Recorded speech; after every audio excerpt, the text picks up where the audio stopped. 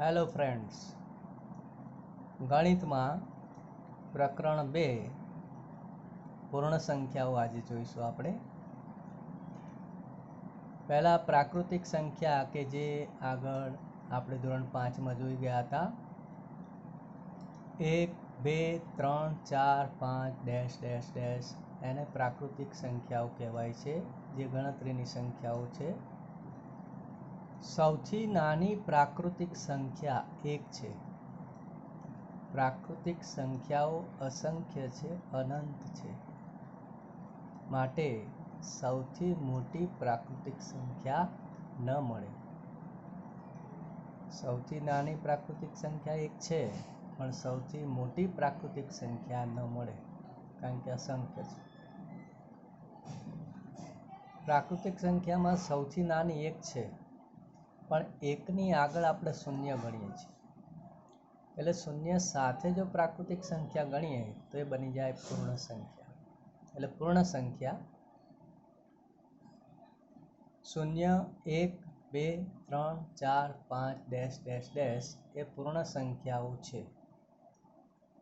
સૌથી નાની પૂર્ણ સંખ્યા 0 છે. પૂર્ણ સંખ્યાઓ અસંખ્ય છે, માટે સૌથી મોટી પૂર્ણ સંખ્યા ન મળે.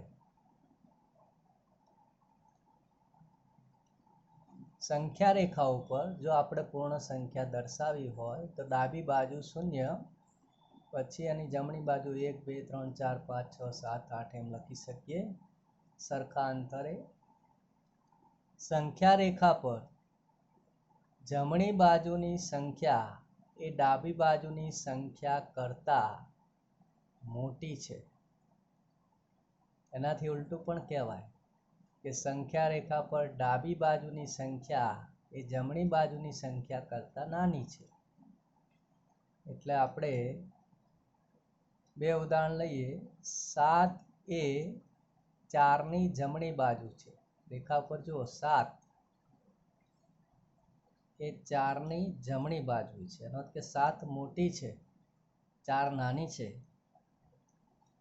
તો આપણે આ રીતે લખી શકીએ 7 ગ્રેટર ધેન 4. 7 એ 4 કરતાં મોટી છે.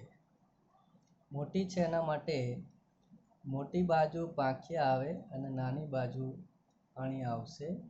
વંચાય છે 7 ગ્રેટર ધેન 4. 7 4 કરતાં મોટી છે. પણ રેખા ઉપર 2 એ 5ની ડાબી બાજુએ છે, માટે 2 એ 5 કરતાં નાની છે. મોટી બાજુ પાંખિયા આવશે, નાની બાજુ અણી આવશે. 2 લેસ ધેન 5, આને ગ્રેટર ધેન બોલાય છે, અને લેસ ધેન. તો આ રીતે સંખ્યા રેખાની મદદથી નાની મોટી સંખ્યાની સરખામણી સરળતાથી કરી શકાય છે. હવે સંખ્યા રેખાની મદદથી આપણે પૂર્ણ સંખ્યાના સરવાળા જોઈએ. 2 + 3 કરવું છે, તો રેખા ઉપર આ 2 આવવા જોઈએ અને એની જમણી બાજુ સંખ્યાઓ લખવાની રહે. એટલે તમે અહીંયા 0 1 2 3 4 5 6 7 8 લખો, અથવા 2 થી લખો તો પણ ચાલે, પણ 2 પહેલા આવવા જોઈએ. બરાબર? તો રેખા ઉપર પહેલી સંખ્યા આ 2 છે, ત્યાંથી 3 ઉમેરવાના હોવાથી જમણી બાજુ ખસવાનું, કે 2 થી તમારે 3 એકમ જમણી બાજુ ખસવાનું. આ 1 એકમ ખસ્યા, બીજું અને આ ત્રીજું એકમ. 3 એકમ ખસ્યા તો જવાબ મળ્યો 5. એટલે આવું કહી શકીએ કે સંખ્યા રેખા પર 2 થી 3 એકમ જમણી બાજુ ખસતા 5 મળે છે, માટે 2 + 3 = 5. મૌખિક ગણતરી તો આપણે જાણીએ છીએ, પણ રેખાની મદદથી કરવું હોય તો પહેલી સંખ્યા અહીંયા 2 છે, તો પહેલી સંખ્યા 2 થી પછીની સંખ્યા જે હોય એટલા એકમ એટલે 3 એકમ જમણી બાજુ ખસવાનું. 3 ઉપર નથી જવાનું. 2 થી 3 એકમ જમણી બાજુ, 1 એકમ, 2 એકમ, 3 એકમ. 3 એકમ ખસ્યા તો 5 મળ્યા, માટે 2 + 3 = 5. આવું જ તમે આ 3 + 5 ઘરેથી જાતે કરી શકશો. હવે સંખ્યા રેખાની મદદથી પૂર્ણ સંખ્યાની બાદબાકી જોઈએ. એક ઉદાહરણ લઈએ છીએ 6 - 3. એના માટે પણ પહેલા 6 જે છે ત્યાંથી 3 એકમ ખસવાનું. પહેલી સંખ્યાથી બીજી સંખ્યા જેટલા એકમ ડાબી બાજુ, બાદ કરવું હોય તો ડાબી બાજુ ખસવાનું. ઉમેરવાના આપણે જમણી બાજુ ખસ્યા હતા, તો અહીંયા 6 થી 1 એકમ, 2 એકમ અને 3 એકમ ડાબી બાજુ ખસીએ તો જવાબ મળે છે 3. એનો અર્થ કે સંખ્યા રેખા પર 6 થી 3 એકમ ડાબી બાજુ ખસતા 3 મળે છે, માટે 6 - 3 નો જવાબ છે 3. એટલે ઉમેરવું હોય તો પછીની પૂર્ણ સંખ્યા જેટલા અંતર, એકમ અંતર જમણી બાજુ ખસવાનું, અને બાદ કરવું હોય તો પછીની સંખ્યા જેટલા એકમ અંતર ડાબી બાજુ ખસવાનું. આવું જ બાદબાકી એક દાખલો છે, હોમવર્કમાં ઘરેથી કરશો. હવે સ્વાધ્યાય 2.1 એમાં 10,999 પછી તરત આવતી 3 પ્રાકૃતિક સંખ્યાઓ લખો.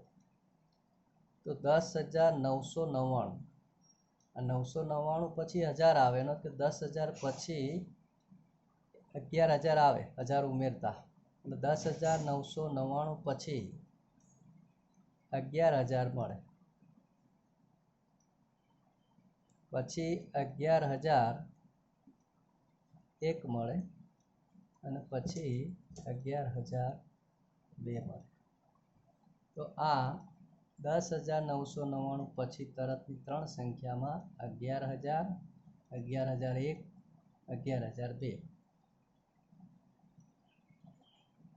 એવી જ રીતે આ બીજો દાખલો છે, એમાં 10,001 પહેલા તરત આવતી 3 સંખ્યા લખો.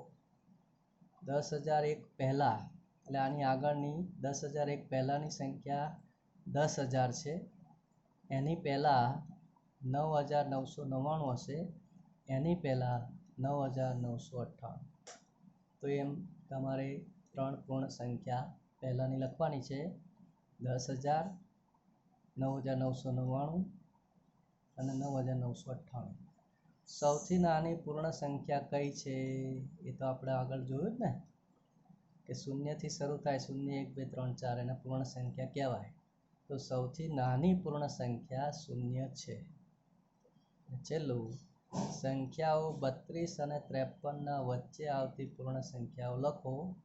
32, 53 વચ્ચેની લખવાની છે. 32 પછી 33, 34, 35, 36, 37, 38, 39, 40, 41, 42, 43, 44, 45, 46, 47, 48, 49, 50, 51, 52 એટલું તમારે લખવાનું. આ બે નથી લખવાની, એની વચ્ચેની બધી સંખ્યાઓ લખવાની છે. આ રીતે હોમવર્કમાં આ 3 પ્રશ્નો, ઉપરના 2 દાખલા એ ગણતરી કરીને લખવાનું રહેશે. આ બધું લખી દેજો.